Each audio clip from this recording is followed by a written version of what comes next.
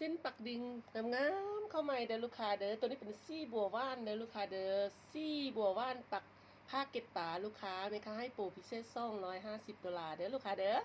ลูกค้ามักแคปฮูกทักอินบ็อกซ์5เมคาเลยเด้อลูกค้าเด้อเครื่องปักละเอียดงามเด้อลายแมงกะบีลายห้องนะลูกค้าเนาะลูกค้ามักแคปฮูกเลยสิ้นเมคาหยิบตรงโบราณล่วงผ้าบางให้ละเด้อลูกค้าเด้อลูกค้าเอาไปใส่แบบโบราณล่วงผ้าบางได้เลยเนาะหรือว่าลูกค้าอยาก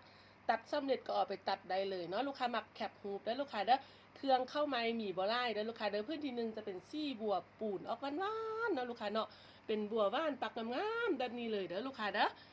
โอเคเพิ่มที่ซ่องเด้อลูกค้าเด้อเครื่องเข้าไม้หมี่บัวไล่เนาะลูกค้าเนาะเครื่องเข้าไม้หมี่บัวไล่เด้อลูกค้าเด้อลูกค้ามักพื้นใดแคปฮูกถักเอ็นล็อกบอกเลยเนาะตัวนี้เป็นสีแดงสดเด้อลูกค้าเด้อสีแดงสดงามๆเนาะแม่ค้าหยิบงามๆให้แล้วเนาะลูกค้าเนาะแม่ค้าหยิบตรงงามๆให้เลยเด้อมักสีแดงสดแคปฮูกเด้อตัวนี้เป็นตำแหน่โบราณเด้อลูกค้าเด้อปักดิ่งตำแหน่โบราณลูกค้ามักแคปฮูกถักเอ็นบอกพื้นที่ซ่องนะลูกค้าเนาะสีไม่คำงามเป็นสีไม่คำทองนาคเด้อลูกค้าเด้อเพื่อนที่ซ้ำเด้อลูกค้าเด้อเพื่อนที่ซ้ำเป็นสีแดงซ้ำเด้อลูกค้าเด้อพื้นที่ซ้ำเป็นสีแดงซ้ำงามๆปักดิ่งใส่เต็มพื้นแบบนี้เลยเนาะลูกค้าเนาะลูกค้ามักพื้นใดแคปฮูกถักอินบ็อกเลยเด้อมื้อนี้แม่ค้าไลฟ์สดอยู่หาล่วงผาบางเด้อลูกค้าเด้อแม่ค้าโซกไลฟ์สดอยู่หาล่วงผาบางลูกค้ามักแคปฮูกถักอินบ็อกเลยเนาะขอบใจลูกค้าทุกคนที่มาช่วยกดไลค์กดแชร์เด้อลูกค้าเด้อช่วยกดไลค์กดแชร์เนาะบ่ว่าแม่ค้าจะไลฟ์คลิปได้โพสได้เนาะก็กดไลค์กดแชร์เป็นกำลังใจให้แม่ค้าและทีมงานปักดิ่งตำฮูกแขวงล่วงผาบางพวกเฮาเด้อลูกค้าเด้อตัวนี้จะเป็นสีฟ้าบิ๊กเด้อลูกค้าเด้องามๆแบบนี้ลายแมงกะบีเนาะตีนลายนาคเนาะลูกค้ามักแคปฮูกถักอินบ็อกเลยเนาะที่มี5ยากเด้อลูกค้าเด้อผ้าเก็บป่าเนาะถ้าว่าผ้าได้บ่ทันมีแล้วเอาไว้ใส่เลยเนาะเพราะว่าแม่ค้าเฮ็ดเป็นซวงเด้อลูกค้าเด้อซวงเป็นซวงที่ว่าเฮ็ดเป็นซี่นี้ให้นะลูกค้า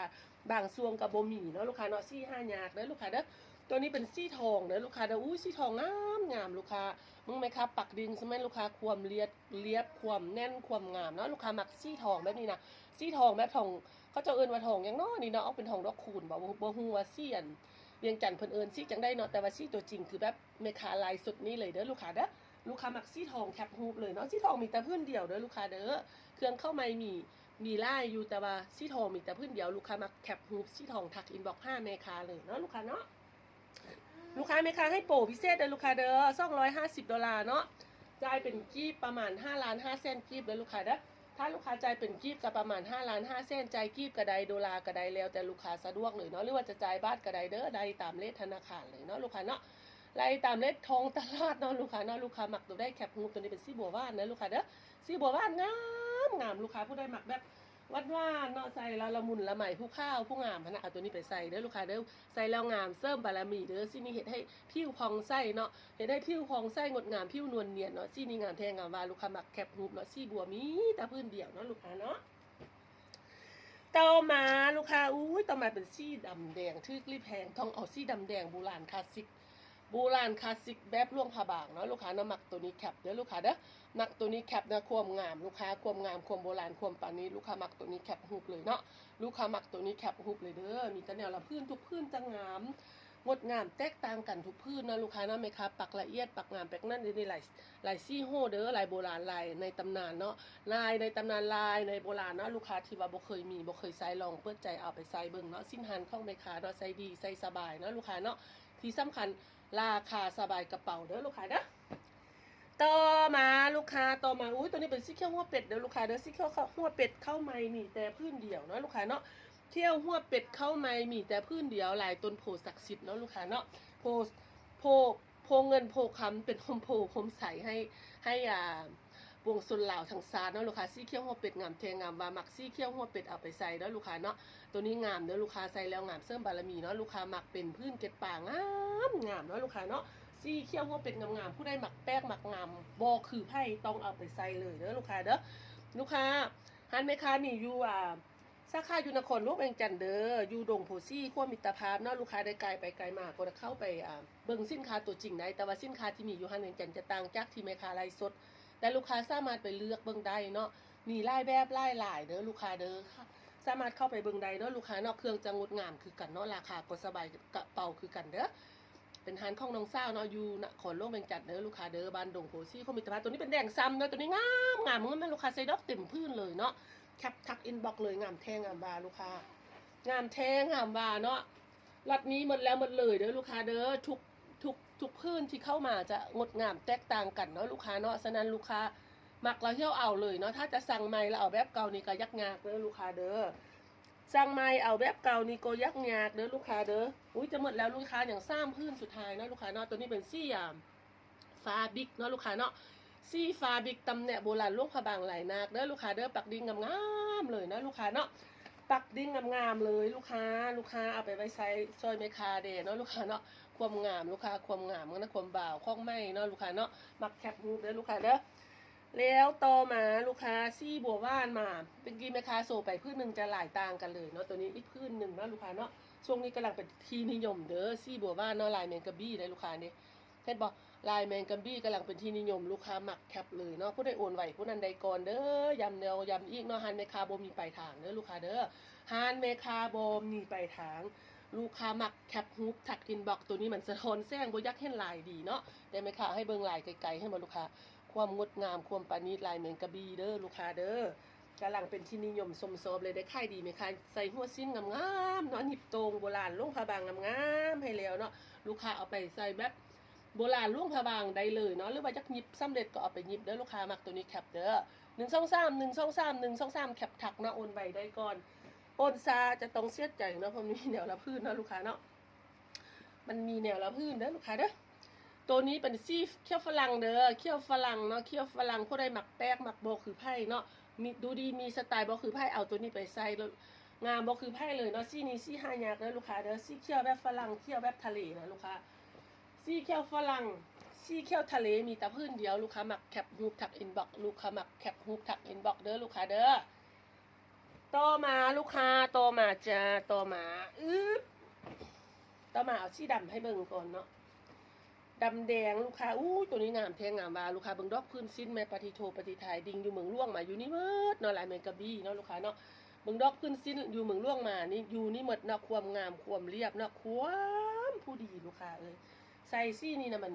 นบ่เลือกเครื่องเนาะลูกค้าเนาะผู้ใดใส่ก็งามเนาะลายนี้เนาะลายนี้สีดำสีแดงนี่นะดำแดงนี่มันใส่แล้วดูดีใส่แล้วคือจอยคือแบบโบราณ100 ปีเนาะลูกค้าไปใส่เด้อซี่นี่นะซี่หายากหมดแล้วหมดเลยเนาะเพราะว่าล็อตนี้จะเฮ็ดเป็นเที่ยวสุดท้ายแล้วเด้อสำหรับผ้ารุ่นนี้นะถ้าไพ่บ่ทันเอาแล้วเที่ยวเอาไปใส่เนาะลูกค้าเนาะตัวนี้เป็นซี่ไข่เด้อลูกค้าเด้อซี่ไข่ลายแมงกะบี้ก็ง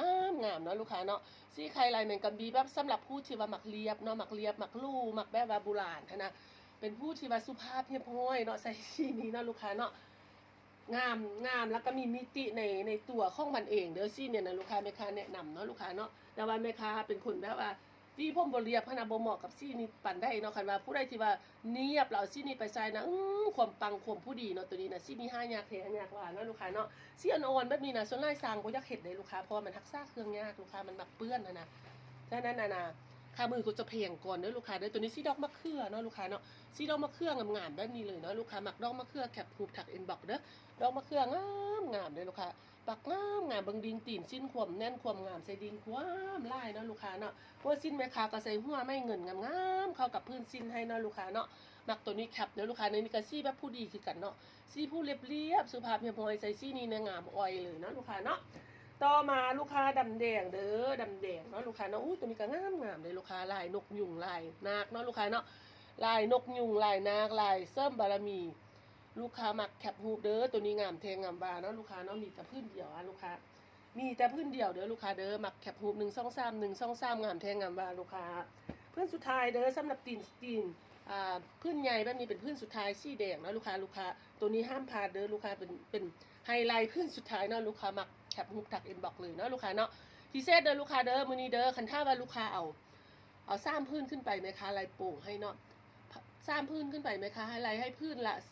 $230เนาะถ้าว่าเอาพื้นเดียวพื้นละ$250ถ้าเอา3พื้นขึ้นไปพื้นละ$230ลูกค้ามักแคปฮูปทักอินบ็อกเด้อตัวนี้นะห้ามพลาดเด้อลูกค้างามแท้งามว่าลูกค้างามแท้งามว่าบ่ได้เป็นงามอีลำอีเลือเนาะลูกค้าเนาะโอเคปิดท้ายโดยสิ้นโดยสิ้นดิง3พื้นเข้าใหม่เด้อมีแต่3พื้นหมดหานผู้ใดทันผู้นั้นใดเนาะลูกค้าเนาะผ ผู้ใดทันผู้นั้นใดเด้อลูกค้าเด้อตัวนี้เป็นซี่บวกกุหลาบงามงามแม่ค้าใส่หัวสิ้นรุ่นนี้ให้ลูกค้าหัวสิ้นรุ่นพิเศษเนาะลูกค้าเนาะตัวนี้เด้อลูกค้าเด้อลูกค้าหมักเด้อแม่ค้าให้โปร100 ซาวดอนเนาะลูกค้าเนาะโปร100 ซาวดอนพื้นมัดมีไม่มอนโล่งผาบางเด้อลูกค้าเด้อลูกค้าหมักแคปฮูปหัวสิ้นพื้นนี้เนาะเฉพาะแต่หัวสิ้นละลาแม่ค้าค่าย30 ดอนในหัวรุ่นนี้นะแต่ว่าบ่เป็นหยังเนาะมันเข้ากับสิ้นแบบโบราณนี่มิติแม่ค้าเอามาใส่ให้จัดราคาโปรหยิบตรงแล้วเด้อลูกค้าเด้อหยิบตรงให้แล้วนะลูกค้าหมักแคปฮูปทักอินบ็อกซ์เลยเนาะลูกค้าเนาะหยิบตรงให้แล้วเด้อมีแต่พื้นเดียวเด้อลูกค้าผู้ใดไหวผู้นั้นใดเนาะมีแต่พื้นเดียวลูกค้าหมักแคปฮูปทักอินบ็อกซ์เลยเนาะลูกค้าเนาะพื้นที่ซ่องลูกค้าพื้นที่ซ่องเป็นธีมโบราณเด้อลูกค้าเด้อผู้ใดหมักแบบโบราณคลาสสิกนะลูกค้าหมักแบบโบราณนุ่งตัดเสื้อเนาะลูกค้าเนาะเอาไปนุ่งตัดกับเสื้อสีแดงซ้ำสีมังคุดสีบัว